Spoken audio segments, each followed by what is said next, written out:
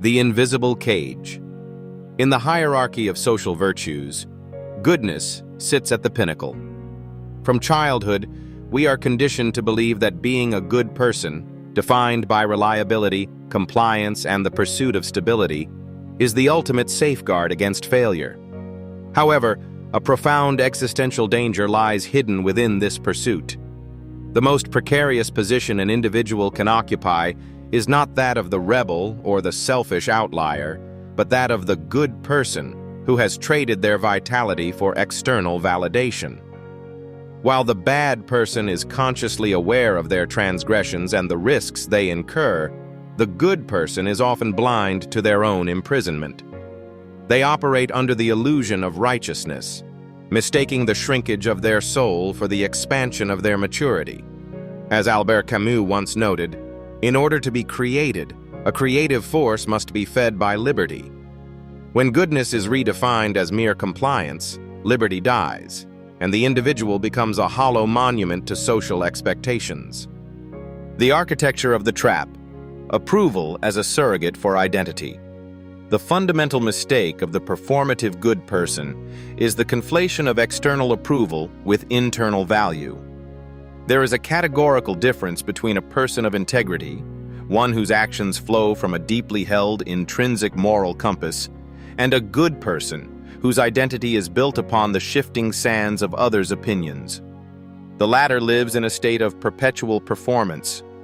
Their kindness is not an overflow of genuine compassion, but a defensive maneuver designed to prevent conflict and secure belonging. This is the mask of kindness, a psychological shroud that prioritizes the comfort of the collective over the truth of the individual. When we build our lives around never making anyone uncomfortable, we inevitably make our own existence unbearable.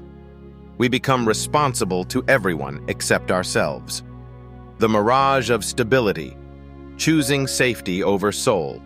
One of the primary ways this trap manifests is through the elevation of stability over desire. Society rewards the practical choice. We are told to be grateful for the golden handcuffs, the stable job, the predictable routine, the safe path, even if those very things are suffocating our innate talents. The tragedy of the responsible choice is that it is often supported by those who love us most. Parents, friends, and mentors urge us to avoid risk, unaware that they are advocating for a slow spiritual death.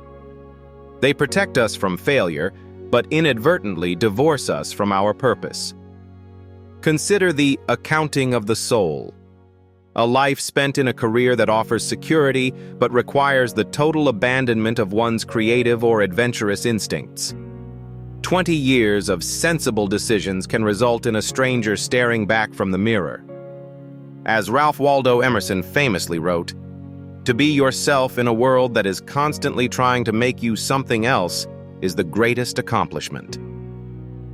The good person fails this accomplishment daily by choosing the applause of the crowd over the whisper of their own calling. The silencing of instinct, the dishonesty of compliance. To maintain the facade of the good person, one must learn to systematically ignore their intuition. We often feel a visceral no in our gut while our mouths say yes.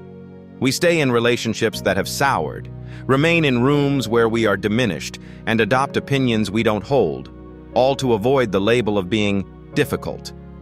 This is not true morality. It is a form of sophisticated dishonesty. By pretending to be okay with things that violate our nature, we lie to the world and ourselves. This betrayal of instinct leads to a terrifying internal silence. If you ignore the inner voice long enough, it eventually stops speaking. You are left with a life that looks perfect on paper but feels empty in practice. The ultimate cost: being good versus being alive.